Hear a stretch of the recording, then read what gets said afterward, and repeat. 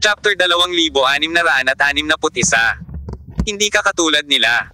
Sa baba ng Bikang Group Headquarters. Hindi akalain ni Surui na napunta si Lolita sa Ninghay at Bikang. Oo, sa isang cafe doon. Nakangiting sabi ni Lolita. Hindi napigilan ni Surui na napakamot ng ulo. Bakit hindi mo sinabi sa akin nang dumating ka, gusto kitang imbitahan sa hapunan? May isang magandang babae sa tabi mo noon. Ang boses ni Lolita ay tila may kagaanan. Sa totoo lang, nagpunta lang ako sa Huaxie para tingnan ka at tingnan kung maayos ka na pagkatapos mong umalis sa madilim na mundo ng ilang sandali. Pakiramdam ni Best, paulit-ulit na tinatamaan ang puso niya. Halatang halata na ang pag-aalala ng Diyosa, bakit hindi naliliwanagan si Apollo na bastos. Pagpasok sa malaking bahay sa gitna ng manor, natagpuan ni Surui ang isang blonde na lalaki na nakaupo sa sofa, nakatingin sa librong nasa kamay niya, nang hindi man lang itinaas ang ulo. Castilan. Galit na sabi ni Surui, ganyan ba ang ugali mo kapag nakilala mo kami ni Best? Dahan-dahang isinara ni Castilan ang libro sa kanyang kamay, pagkatapos ay itinaas ang kanyang ulo at sumandal sa likod ng sofa. Kung gayon, anong uri ng saloobin sa tingin mo ang dapat kong taglayin? Sinabi ni Surui. Naiimbestigahan ko na. Ang organisasyon na gustong umatake sa tagapagmana ng trono ng Britanya ay mula sa iyong Atlantis. Bilang tinatawag na panganay na anak, hindi mo ba ako dapat bigyan ng makatwirang paliwanag? Tumayo si Castilan at tumingin ng diretso sa mga mata ni Surui. Ano ang gusto mong ipaliwanag? Best. Halika dito. Dinala ni Surui si Bestela at sinabi kay Castilan. Ito ang prinsipe ng Inglaterra, si Castilan, sa tingin ko, sa harap ko, maaari kang magpalabas, pagkatapos ang bagay na ito ay may kinalaman sa United Kingdom. Hindi ba dapat bigyan mo si Best ng makatwirang paliwanag? Tumingin si Best kay Castilan at sinabing, "Hello, I'm Best, Mr. Castilan." Bagamat mayabang si Castilan, hindi siya hindi makatwiran at nakipagkamay kay Best. Hello, iimbestigahan ko ang bagay na ito ng detalyado at bibigyan ko ang British Royal Family ng sagot ng kasiyahan. Napakaganda ng pangungusap na ito, at ang gayong pag-uugali ay nagiging sanhi ng mga tao na hindi makapili ng anumang mga pagkakamali.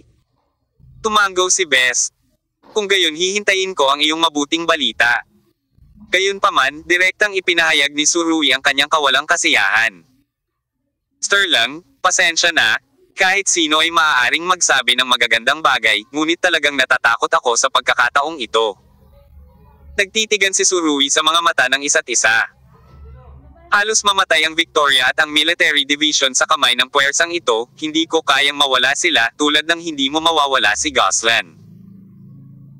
Matapos marinig ang pangungusap na ito at tumingin sa napakaseryosong mga mata ni Surui, hindi na tumanggi si Castilan, ngunit sinabing, bibigyan kita ng resulta. Sa oras na ito, nagsalita si Lolita. Dahil sinabi ito ni Dilin, nangangahulugan ito na talagang gagawin niya ang lahat ng kanyang makakaya upang gawin ito. Masyado siyang conceited. Walang pakialam si Surui sa katotohanang nasa harap pa rin siya ni Castilan, at direktang nagbigay ng komento. Ang mga taong naruroon ay pawang matatalinong tao, at naunawaan nilang lahat ang subtext ni Surui ang mapagmataas. Hindi kinakailangang matagumpay, hindi nila kailanman nahaharap ang kanilang mga kabiguan. Hindi ko kailangan ng tiwala mo.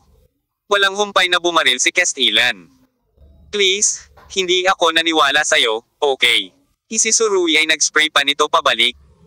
Sa pagharap kay Surui, talagang nawala ang galit ni Castilan.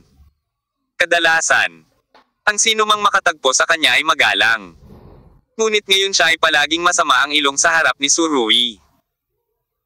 At ang kanyang kapatid na babae ay madalas ding nagbibigay ng payo sa kabilang partido, sa kasong ito, si Castilan ay walang paraan upang gawin ito.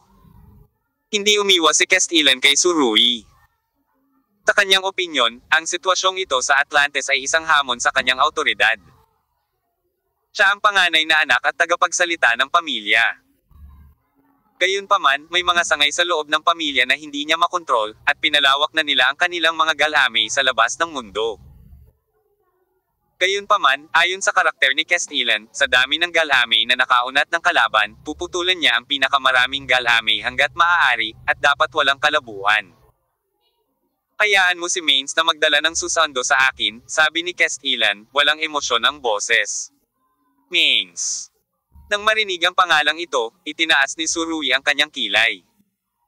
Bakit sa tingin ko ay napaka-pamilyar ng pangalang ito? Parang narinig ko na yun somewhere. Hindi nagpaliwanag ng detalyado si Castellan, nakatingin lang kay Surui. Ang sikat na pamilya ng mga Verdugo, ang pamilyang Mains. Sa oras na ito, nakangiting sinabi ni Lolita. Ang pamilya Mains ay sikat mula pa noong Middle Ages, at ang kanilang pamilya ay nagsagawa ng mga pagbitay sa mga henerasyon. Ang pinakatanyag sa kanila ay si Josh na pugutan ng ulo ang hari ng France noong Rebolusyon. Ang tatlong salitang, Verdugo, sa bibig ni Lolita ay hindi lahat ay nakakasira, ngunit isang pangkalahatang termino para sa isang partikular na propesyon. Ang miyembro ng pamilya Mains na pumatay kay Haring Josh ay naging siya ay naging bayani ng panahong iyon. Pagkatapos ay nagpakita si Surui ng nabigla na ekspresyon. Sabi ko bakit pamilyar ka? Sa Atlantis mo pala talaga ang pamilya Mains na ito. Wala pa ring paliwanag si Castellan. Tumingon siya at tumingin sa labas ng bintana. Padilim na ng padilim ang gabi. Tiningnan ni Baste ang hitsura ni Castellan at sinulyapan si Surui, na malinaw na nakita ang pagkagulat sa mga mata ng prinsipe. Hindi masyadong sikat ang pamilya Mains. Para sa mga taong tulad ni Best na pamilyar sa kasaysayan mula pagkabata. Natural na napakalinaw na ang tinatawag na execution family na ito ay sangkot sa isang serye ng mga makasaysayang kaganapan. Kung anong klaseng papel ang ginagampanan nila sa laro, hindi naman kalabisan kung tawagin pa nga silang driving force behind the scenes. Maraming beses na lumilitaw na sila ay alinman sa mga Verdugo, general, o mga sundalo sa ibabaw, ngunit sa katunayan, ginagamit nila kung ano ang maaari nilang gawin. Ang butterfly effect ay tahimik na nakakaapekto sa makasaysayang proseso. Gayunpaman, ang gayong pamilya na may napakahalagang papel sa kasaysayan ay talagang isang subordinate ng Atlantis. Ang Atlantis ay umiral sa libu-libong taon. Kung may ilang higit pang mga pamilya tulad ng Mains, pagkatapos ay ang kasaysayan ng buong proseso ng Europa. Sa pag-iisip nito, biglang nakaramdam ng lamig si Beste sa kanyang gulugod. Napakainit ng sala ni Lolita, ngunit hindi maramdaman ni Best ang anumang init, at nanginginig pa nga ito ng hindi mapigilan. Kung ito ay katulad ng naisip, kung gayon ang tunay na kapangyarihan ng pamilyang ito ay dapat na nakakatakot. Napakataas na ng kahalagahan ng pamilya Mains sa kasaysayan ng Europa, ngunit ang pamilyang ito ay isang basalyo lamang ng Atlantis. Hindi, maaaring hindi ito mabilang-bilang isang basalyo, ito lamang ang pinakakaraniwang nasasakupan. Gayunpaman, ang ginintoang pamilya na may napakalakas na puwersa ay nagsimula na ring aktibong humingi ng pag-akyat sa WTO pagdating sa henerasyon ni Castellan. Kailangan talaga nitong sagutin ang sinabi ni Huaxia, paano magiging bagay sa pool ang mga gintong kaliskis, at magbabago ang sitwasyon kapag nagbago ang sitwasyon. Bilang karagdagan, ang kasalukuyang ginintoang pamilya ay hindi na kailangang umasa sa hangin at ulap ng labas ng mundo. Ang background na naipon nila sa nakalipas na libong taon ay sapat na para tawagin ang hangin at tawagin ang ulan sa mundong ito. Sa tuwing babanggitin ng mga tao sa mundo ang Atlantis, iisipin nilang matagal nang umiral ang pamilyang ito. At nakaipon ng walang katapusang yaman sa nakaraan. Pero sa totoo lang, alam na talaga ni Best na kung gagamitin lang ang yaman bilang pamantayan sa sukatin ng pamilya Atlantis ay masyadong maikli at masyadong makitid. Kung ang isang pamilya na may ganoong malalim na pamana ay manalitik pa rin, kung gayon ito ay talagang nakakatakot. Siyempre, hindi ito ang kaso sa katotohanan. Hindi bababa sa oras na ito ang insidente ng trono ng Britanya ay nagpapakita na mayroong napakalinaw na mga lamat at contradiction sa loob ng pamilyang Atlantis. At maging ang mga contradiction na ito ay umabot sa punto ng hindi pagkakasundo. Lahat ng ito ay para sa kita. Patuloy nang umiti si Lolita at sinabing, sa palagay ko, ngayon ay dapat naunawaan mo na ang tunay na intensyon ni Dilin, ang mga taong ito na nagngangalang Mains ay hindi kailanman lumitaw ng basta-basta. Ito ay kumakatawan sa ilang uri ng determinasyon ni Castellan. Well, kung ganoon ang kaso, pagkatapos ay bibigyan ko ng mukha si Dylan. Nagpakita ng seryosong tingin ang mga mata ni Surui. At sinabing, hanggat maaari mong gawin ang bagay na ito nang may pinakaseryosong saloobin, pagkatapos ay lubusan akong makikipagtulungan sa iyo. Gusto kong makita ang bihag, sabi ni Castellan. Darating sila sa loob ng 2 oras, kaya kailangan mong maghintay ng kaunti pa. Sabi ni Surui. Dumating siya sa pamamagitan ng helicopter na inayos ni Lolita. Habang ang karaniwang nakakapasong araw at ang grupo ng mga preso, kasama ang babaeng nakaputi, ay nagtutungo sa lugar na ito sakay ng kotse. Kain muna tayo, ako na ang mag-aayos. Sabi ni Lolita, at naglakad patungo sa restaurant kasama sina Surui at Best. Nang makita ang eksenang ito, sumunod din si Castellan ng walang sabi-sabi. Pagdating ko sa restaurant, inihain na ng chef ang cream ng mushroom soup at steak, na puno ng aroma. Ang labanan bago ka ay dapat na mabangis, kaya kumain tayo ng ilang pangunahing pagkain upang mabawi ito. Sabi ni Lolita. Pinunasan ni Best ang kanyang mga kamay, ito ang steak na inihanda para sa kanya ng Diyosa mismo, nagpasya siyang kainin ang lahat ng walang patis. Umigop ng red wine si kay Sterling at sinabing, kailangan ko lang ng salad. Anong giki na lalaki? Dismayadong sabi ni Best sa puso niya. Sa totoo lang, ayon sa antas ng narcissistic na kasamang prinsipe, natatakot ako na kahit na ang Diyosa ay naghanda ng isang baboy para sa kanya, maaari niyang kainin ang buong baboy. Gayunpaman, tumingin si Surui sa bakanteng mesa sa harapan niya at sinabing, Lolita, nasaan ang steak ko? Malapit nang maging handa ang sa iyo. Bahagyang kumerba ang maselang mga mata ni Lolita, bahagyang komandat ang mahahabang pilak mata niya, at ipinakita niya ang magandang ngiti. Iba ka sa kanila. Iba ka sa kanila. Nang marinig ito, kuminto ang kutsilyo at tinidor ni Castellan, habang si Best naman ay parang narinig ang sariling heartbreak. Siya ang mabangong steak sa kanyang harapan ay tila naging mapurol at walang lasa.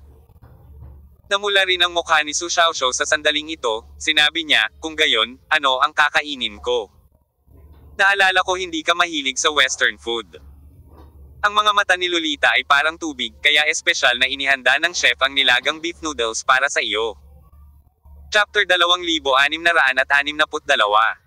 Hindi tayo pareho. Meron pa ba nito? Sa pakikinig sa pag-uusap ni na Lolita at Apollo, naramdaman lang ni Prince Best na masama ang pakiramdam niya. Bakit pareho kayong steak at mushroom soup ni Castellan, ngunit ang Surui ay nilagang beef noodles? Gusto rin ni Best ang treatment na ito. Kahit na hindi siya marunong gumamit ng chopsticks. Habang pinapanood ang chef na dinadala ang mapang-akit na braised beef noodles kay Surui, tiningnan ni Best ang masarap na steak sa plato. Sa sandaling ito, isang kanta ang biglang tumunog sa kanyang isipan. Isang napakasikat na kanta sa China. Iba talaga, sobrang laki ng gap, okay. Kahit na masarap ang steak na ito, ang beef noodle ay puno ng puso ng Diyosa. Pagkatapos ng isang pause, patuloy na gumagalaw ang kutsilyo at tinidor ni Castellan, na parang may iniisip siya. Nanatili ang tingin niya sa plato at walang sinabi. At sa pagkakataong ito, muling dumilat ang mga mata ni Best. Dahil nalaman niyang itinali ni Lolita ang kanyang mahabang purple na buhok sa likod ng kanyang ulo, na nakabuo ng simpleng ponytail. Ang aksyon na ito ay puno ng malakas na estilo. Ang ganda. Sa sandaling ito, halos nawalan na ng malay si Best. Gayunpaman, nakita rin ni Surui ang eksenang ito. Tila hindi niya ito binigyang pansin, ngunit mabilis na kumuha ng isang piraso ng karne ng baka, inilagay ito sa kanyang bibig, ginuya ito, at sinabing, nilagang napakasama at mabango. Panipi. Nakita ni Best ang reaksyon ni Surui at halos hindi humangal. Baliw ba ang lalaking ito? Nasa harap niya ang kagandahan, pero itong lalaking ito ay tumitikim ng beef. Malinaw na nakikita ni Best na espesyal na inihanda ang braised beef noodle na ito para sa Surui. Mahigit 2 oras pa lang ay Lolita na ang tawag ng chapter nila.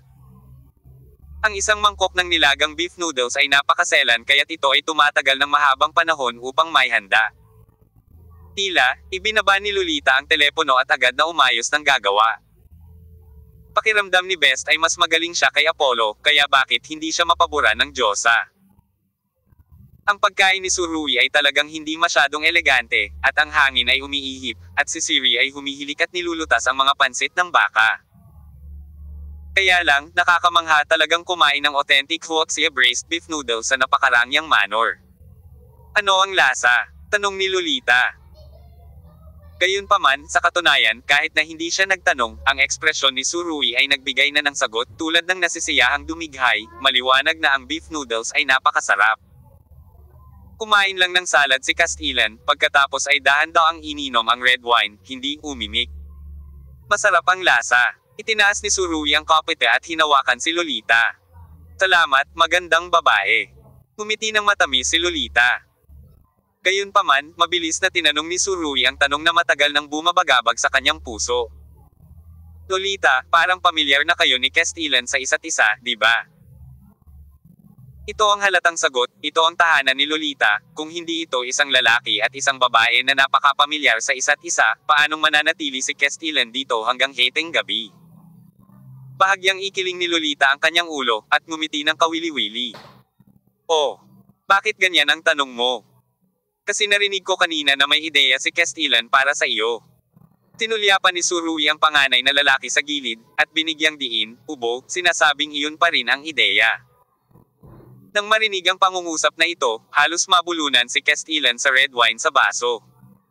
Nagulat siya sa sinabi ni Surui. Umiling si Lolita, umiling siya, at kumislap ang liwanag sa kanyang mga mata. Sa palagay ko ay mas maginhawa para kay Dili na ipaliwanag ang puntong ito kaysa sa akin. Pinunasan ni Castilan ang red wine sa gilid ng kanyang bibig, at pagkatapos ay sinabing, walang dapat ipaliwanag, nakaraan na ang lahat. Noong una niyang nakilala si Lolita, nagpakita ng matinding interes si Castilan sa babaeng may purple na buhok. Sa oras na iyon, siya ay nakatakas lamang mula sa banal na lupain ng Atlantis. Out of the middle of nowhere. Siya ay labis na mayabang, at may matinding pagnanais na manakop kahit sa kanyang mga mata, kaya't si Castilan ay naglunsad ng isang emosyonal na offensiba laban kay Lolita. Gayunpaman, ang mayabang na panganay na anak na ito ay hindi kailanman sinubukang gumawa ng inisyatiba upang pasayahin ang iba mula noong siya ay bata pa. Ngayon ay gusto niyang lupigin ang isang babae, ngunit nalaman niyang wala siyang paraan upang magsimula.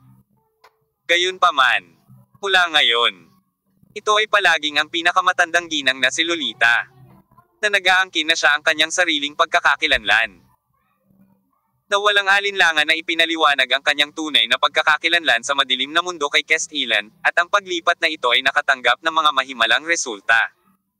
Nang ihayag ni Lolita ang kanyang pagkakakilanlan, natuklasan ni Castilan na ang taong nasa harap niya ay talagang hindi isang marangal na babae mula sa isang maharlikang pamilya, ngunit isang figure na nakatayo sa tuktok ng madilim na mundo. Ang kanyang mahabang lila na buhok ay lumipad sa mga mata kung gaano karaming mga lalaki ang nagnanais para dito. Ito ang diyosa ng buong madilim na mundo. Medyo nena si Castilan. Pakiramdam niya ay masyadong hindi sapat ang kanyang trabaho. Gusto niyang sakupin ang madilim na mundo na may dumadagindong na kapangyarihan sa sandaling makalabas siya ng bundok, ngunit hindi niya naisip ang isang sikat.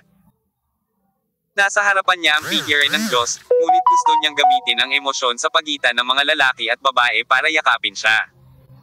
Si Castilan ay isang matalinong tao. Alam niyang ang isang babaeng kasing kahanga-hanga ni Lolita ay mag-iiwan ng malalim na marka sa kasaysayan. Kahit na ang panganay na anak ay naniniwala na walang iba kundi ang kanyang sarili maaaring maging karapat-dapat kay Lolita, ngunit pinananatili pa rin niya ang pinakapangunahing paggalang para sa matalinong batang babae na ito, at hindi patuloy na inaatake siya mula sa emosyonal na dimensyon. At pagkatapos, dahil lang sa ginawa ni Castilan, naging magkaibigan ang relasyon nila ni Lolita. Kung tutuusin, sa mata ni Castilan, kakaunti lang sa buong mundo. Ang taong makakausap ay isang babaeng may mataas na IQ tulad ni Lolita, na may ilang karaniwang wika sa kanya. At least, naiintindihan niya ang sinabi nito, na napakahalaga. Higit pa rito, sa pamamagitan ng panahong ito ng pakikipag-ugnayan, mas naunawaan ni Castilan na ang isang babaeng tulad ni Lolita ay hinding-hindi makakasama niya. Napaka-decisive din niyang tao. Kung alam niyang hindi niya kaya, agad siyang susuko. Pagkatapos ng lahat, siya ay isang mapagmataas na Castilan at ang magiging pinuno ng buong Atlantis. May mas importante pa siyang gagawin. Hindi katumbas ng halaga kung hinawakan mo ang ilong sa mga emosyonal na bagay. Nang hindi ginamit ni Castilan ang pagkakakilanlan ng panganay na anak ng Atlantes upang apihin ang mga tao, kung gayon siya ay isang medyo hindi kasiya siyang binata. Oo, ito ang kahulugang ibinigay ni Surui. Sa kanyang opinyon, ang pinaka-nakakatuwa na mga salita na ginamit niya kay Castilan ay, hindi gaanong nakakainis. Iyon ang karamihan, imposibleng purihin pa siya. Naunawaan ni Surui mula sa ekspresyon ni Castilan kung ano ang nangyayari. Ngumiti siya, at tuwang-tuwa na sinabi, Lolita, kung sino man sa planetang ito ang makapagpapagaling kay Kes kung si Dilin, dapat ikaw ang nasa kabanata 1. Sa sandaling sinabi niya ito, ang noo ni Kes Dilin ay biglang nagkaroon ng maraming itim na linya.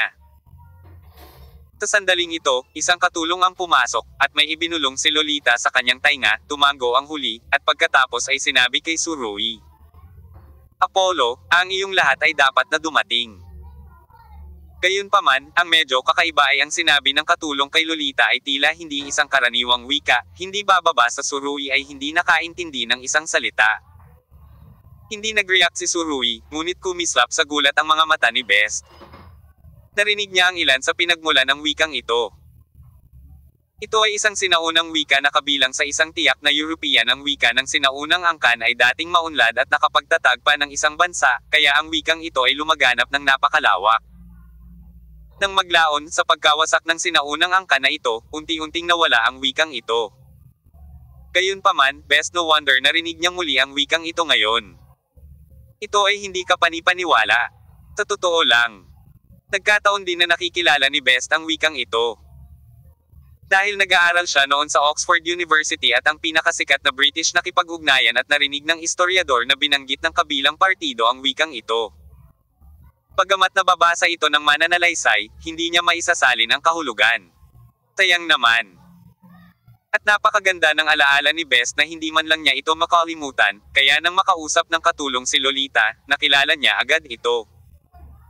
Sa hindi inaasahang pagkakataon, si Lolita ay tunay na inapo ng sinaunang angkan na iyon. No, to be exact, ang pamilya ni Lolita ay ang sinaunang pamilyang iyon. Hindi nakaligtas sa atensyon ni Lolita ang panandaliang pagkabigla ni Best. Ang kanyang malinaw na malatubig na mga mata ay tila nakakakita ng lahat ng iniisip sa puso ng ibang tao. Ngumiti siya at sinabi, Matagal na. Matagal na itong nangyari, kung may oras ka sa hinaharap, maaari mo itong pag-usapan kay Prince Best. Okay, fine. Mabilis namang pumayag si Best, kahit alam din niya. Ito ay dapat na magalang na mga salita ni Lolita. Tumayo si Castilan at sinabing, Let's go, I'll go see the hostages. Sinabi niya ito kay Surui. Nagtaas ng kilay si Surui. Okay, hihilingin ko lang sa iyo na bigyan mo ako ng sagot. Sa oras na ito, tumunog ang cellphone ni Castilan, at nakita kong sinabi niya sa telepono, Okay, hinihintay niyo ako sa gate ng manor. Pagkatapos ibaba ang tawag, sinabi niya kay Lolita, narito rin ang mga tao ko. Tere, sabay na tayo. Nang matapos magsalita si Lolita ay naglakad na siya sa harapan. Sa hindi inaasahang pagkakataon, pagdating nila sa pinto, nagulat sila. Sapagkat, ang karaniwang nakakapasong araw ay nagsaset up ng isang formasayon, handang lumaban, at ang busol ay nakatutok sa isang hilera ng mga sasakyang off-road ng Mercedes-Benz sa tapat. Ganoon din sa hanay na ito ng mga off-road na sasakyan. Tila anumang oras ay kayang lumaban ang dalawang panig. Ibigay mo ang mga hostage, iligtas ka sa kamatayan.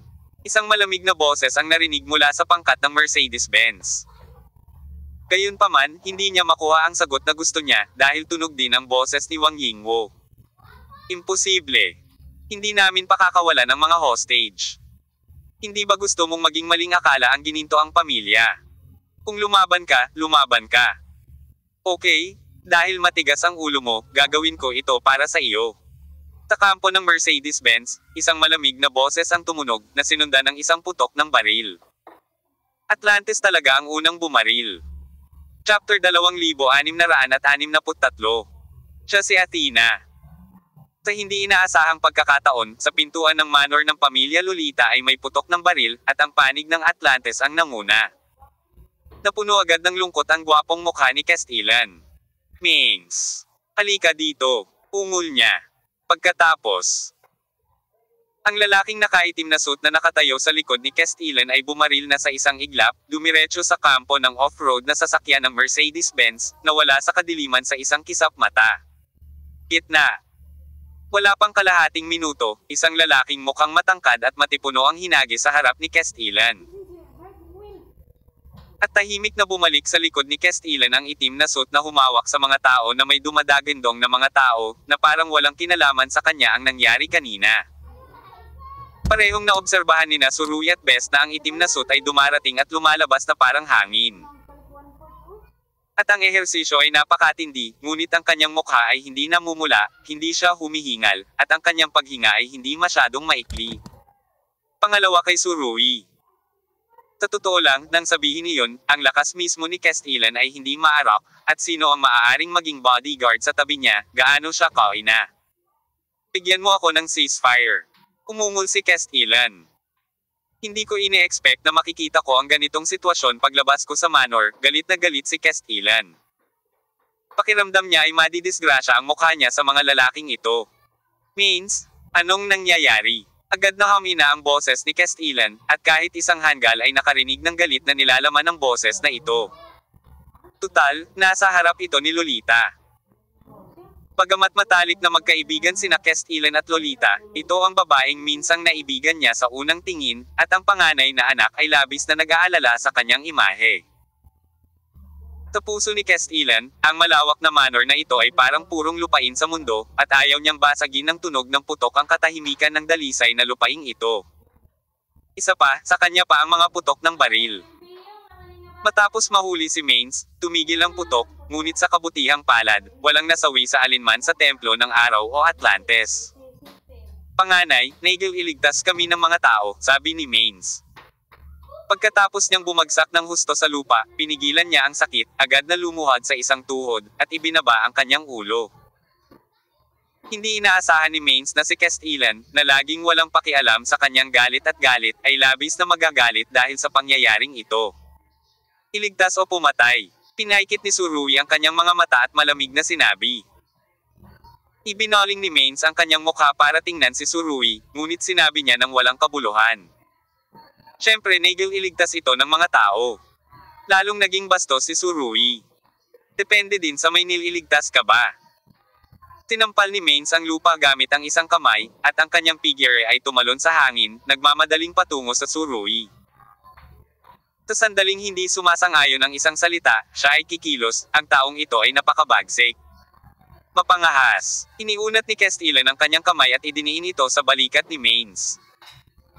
Bilang resulta, nakita ko ang katawan ni Maines na nabakant na, at pilit na pinisil pabalik ni Castellan. Bang! Huling bumagsak si Maines sa lupa, at nabasag pa ng kanyang mga tuhod ang dalawang hukay sa lupa. Kalokohan! Malamig na sabi ni Castellan, sabihin mo sa akin, anong nangyayari? Nalaman kong nahuli si Tarosa ng grupong ito ng mga tao, kaya ililigtas ko ang mga tao. Medyo ayaw ni Maines. Panganay, si Tarosa ay pinsan ng aking ama. At ang babaeng ito na nagngangalang Tarosa ay ang babaeng nakaputi na nagkaroon ng matinding pakikipaglaban kay Suruy noon. Siya rin ang amo ng Cetaphil. Nakakilala pala siya ng isang elder sa bahay, parang this rescue is not without reason. Mahinang sabi ni Suruy. Binigyan siya ni Maines ng nagtatakang tingin, na para bang hindi niya inaasahan na magsasalita ang binata para sa kanya. Ngunit halatang hindi alam ni Suruy kung paano siya tutulungan. Kinausap niya ang mga hindi nasisiyahan, at ang sumunod niyang pangungusap ay nagpabago agad sa isip ni Maines. Gayunpaman, dahil matanda na kayo, ibig sabihin ay napakalapit ng relasyon ninyo. Tama ba? Nakangiting sabi ni Suruy. Basta, sa ngiti niya, walang katapusang lamig. Ang pamilyang Maines na ito ay isang basalyo ng Atlantes, at sa strictly speaking, si Tarosa ay mula rin sa pamilyang Maines.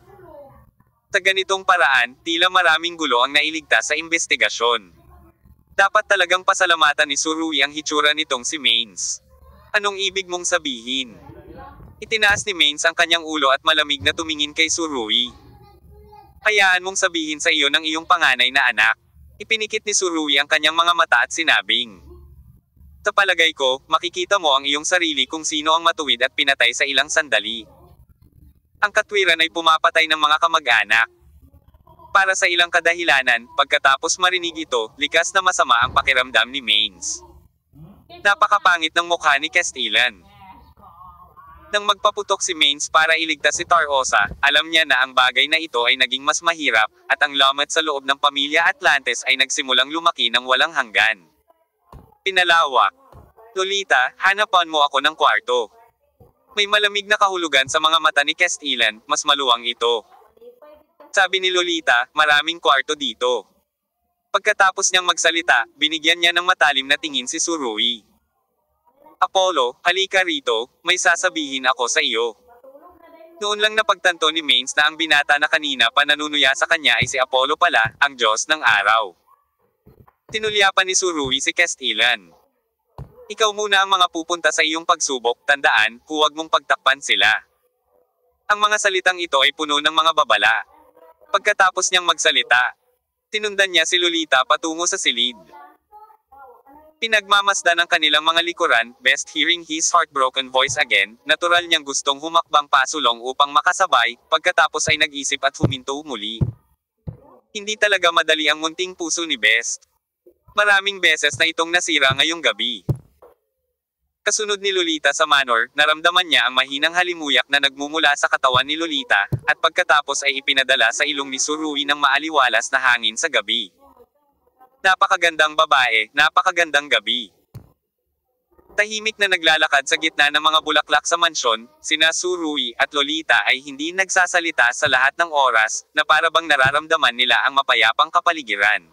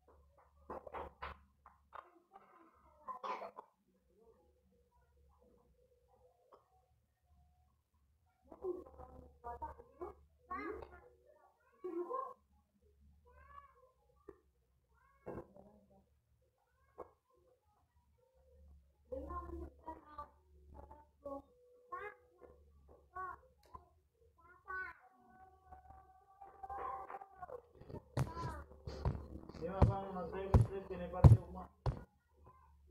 Apil ka party. Apil ka party dili. Apil ka party dili. Dili? Ha? Nah, sure ba? Gila ka ba naman mga yan eh?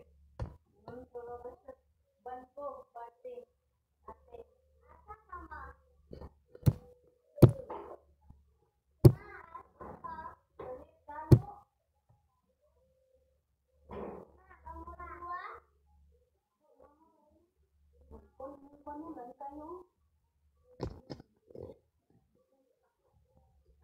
oras, ayun ako kanina.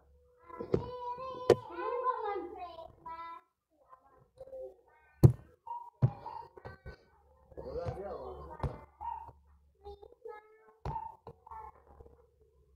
ano yung sa'yo doon, yung isa sa isa ng mga palit pagkain?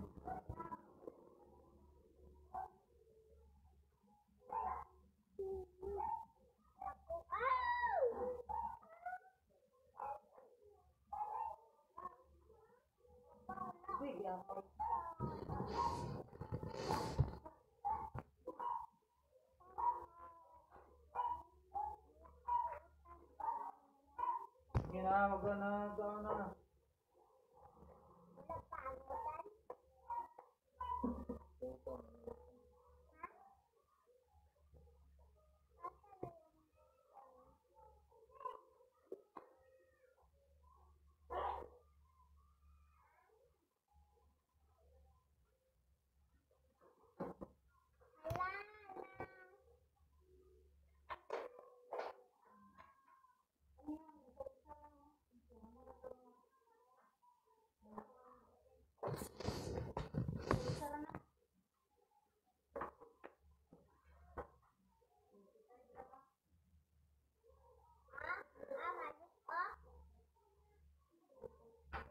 Tao na wala doon, wala na karoon.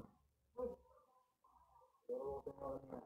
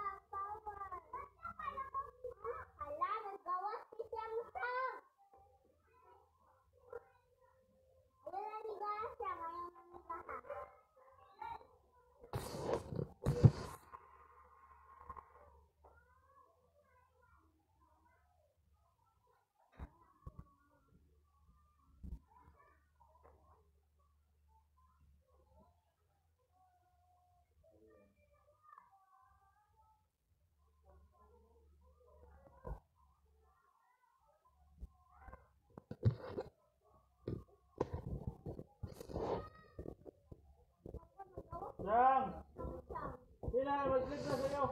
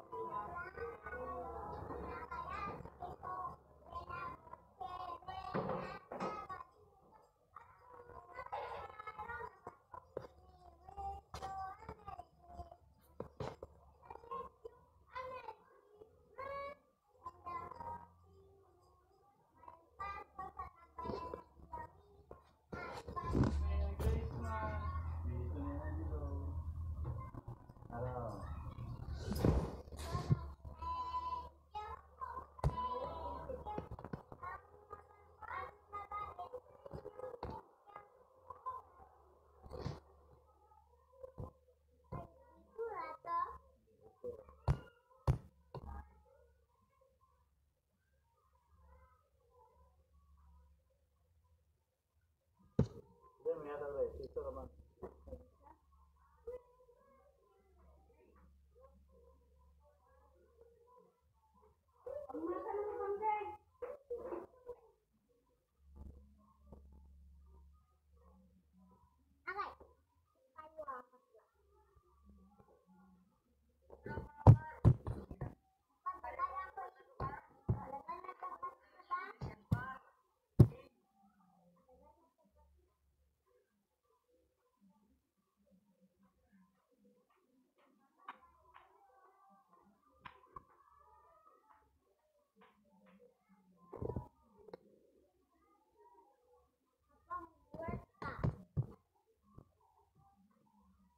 Wala kang trabaho. Yeah.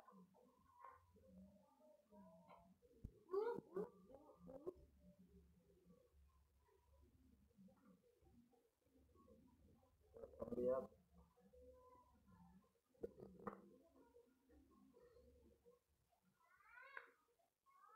Ayo, surut. Sige. Surut. Bos na.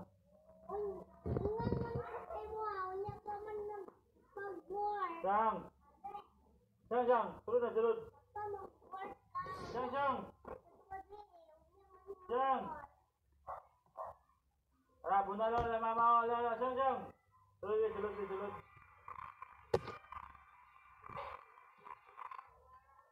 Sang. Ito ba?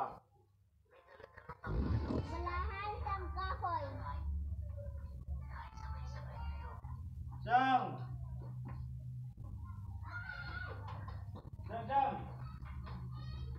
May siya.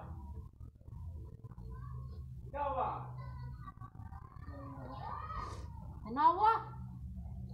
Ikaw ba?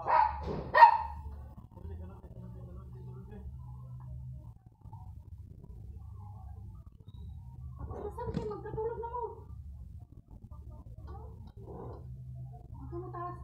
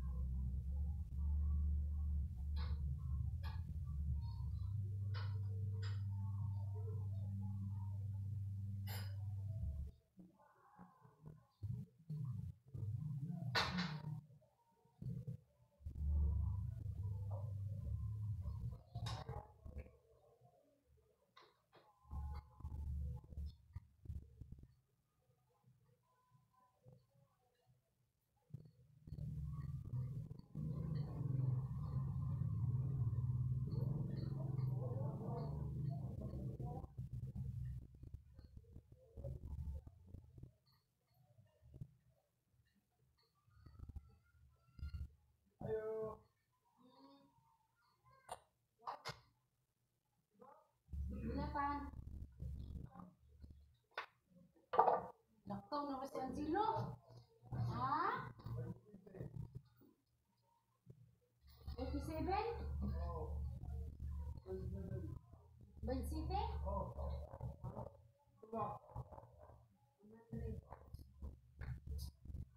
Nagkakaroon ba ang kuwan?